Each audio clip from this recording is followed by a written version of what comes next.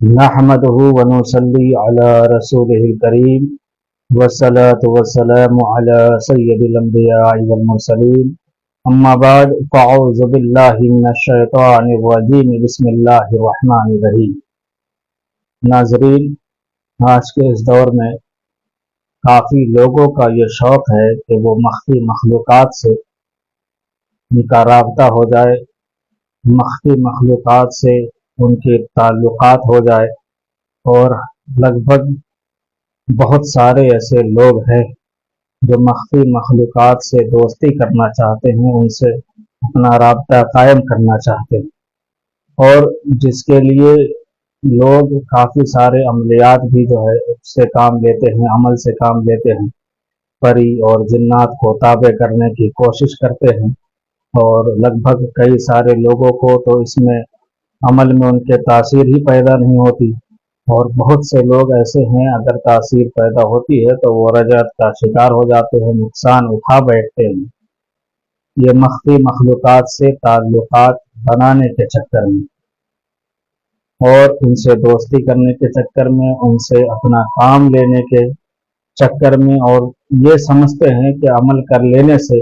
ایک مخفی مخلوقات ان کا غلام ہو جائے گا، جبکہ یہ سوچنا بالکل بے وقوفی کی بات۔ روحانیت میں تو بالکل اس کی جگہ نہیں ہے کہ اگر کوئی مخفی مخلوقات کا عامل ہو جائے تو بھی وہ اس کا غلام نہیں ہوتا، وہ صرف اس اسم کا غلام ہوتا ہے جو عامل پڑھتا ہے، اور اس سے آپ ہر طرح کے کام بھی نہیں لے سکتے۔ ناجائز کام اگر اس سے لینے کی کوشش کیا جائے تو وہ نقصان پہنچا دیتا ہے۔ تو اسی شوق کو مد نظر رکھتے ہوئے یہ عمل آپ کے پیش خدمت ہے، جو کہ بہت آسان ہے۔ کسی بھی مخفی مخلوق سے تعلقات قائم کرنا، اس سے رابطہ کرنا، اس سے دوستی کرنے کے لیے یہ طریقہ بے حد مفید اور بے حد مؤثر اور بہت ہی آسان ہے۔ اس سے لگ بھگ سارے لوگ کام لے سکتے ہیں اور اس میں کامیابی بھی حاصل کر سکتے ہیں بغیر کسی نقصان کے، لیکن احتیاط بھی ضروری ہوتی ہے۔ ایسا نہیں اگر کسی عمل میں نقصان نہیں ہے تو احتیاط چھوڑ دیا جائے، احتیاط اپنی ضروری ہوتی ہے، لیکن انشاءاللہ تعالی رب کی رحمت سے امید ہے کہ ہر شخص کو اس میں کامیابی ضرور ملے گی انشاءاللہ تعالی۔ جس کے کچھ شرائط ہے وہ بھی میں آپ کو بتا دوں گا، کوئی خاص شرائط بھی نہیں ہے، ہلکی پھلکی شرائط ہے جس کو ہر انسان اپنے اندر اتار سکتا ہے اور ان مخفی مخلوقات سے رابطہ قائم کر سکتا ہے۔ تو جو شخص یہ چاہے کہ کوئی بھی مخفی مخلوقات سے اس کا تعلق ہو جائے، اس کا رابطہ ہو جائے، ان سے دوستی ہو جائے، تو اس شخص کو چاہیے کہ ہر جمعرات کے دن عصر اور مغرب کے درمیان قبرستان جائے اور 1.25 کلو گوشت لے کر جائے، چاہے وہ گوشت بکرے کا ہو یا پھر بڑے کا ہو، ان دونوں میں سے آپ کوئی بھی ایک استعمال کر سکتے ہیں۔ گوشت لے کر جائے 1.25 کلو اور قبرستان میں کسی کونے پر اس گوشت کو رکھ دے، اور پھر وہاں قبرستان میں کھڑے ہو کر الحمد شریف اور چاروں قل کو چند بار پڑھے، اور پڑھنے کے بعد اس کا ثواب تمام قبرستان والوں کے نظر کر دے، اس کا ثواب ان کے نظر کر دے، اور اس کے بعد دعا کر کے وہ بخش کر کے قبرستان کے مردوں کے لیے دعا کر کے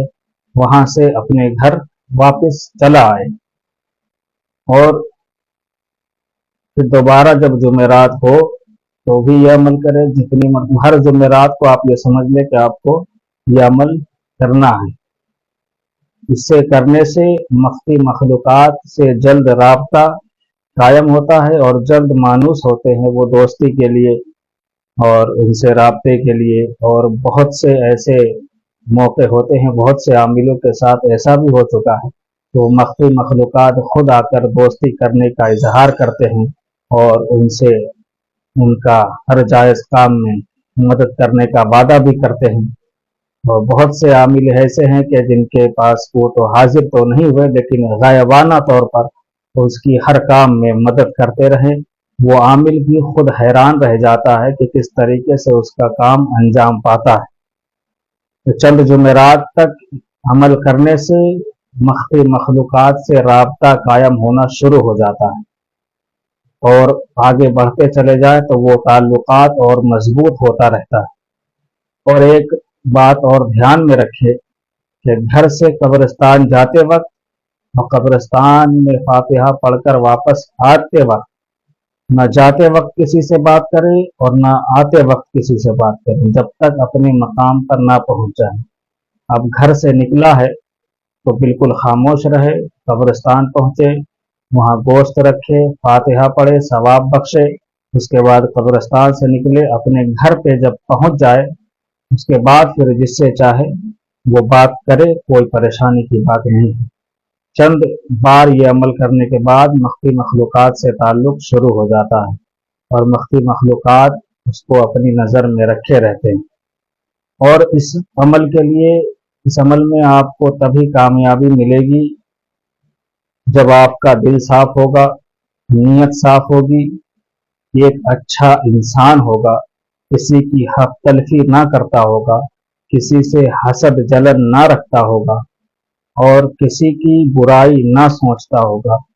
بالکل اپنے آپ کو اللہ کی رضا کے لیے زندگی گزارے، اور نماز پنجگانہ کی پابندی کرے،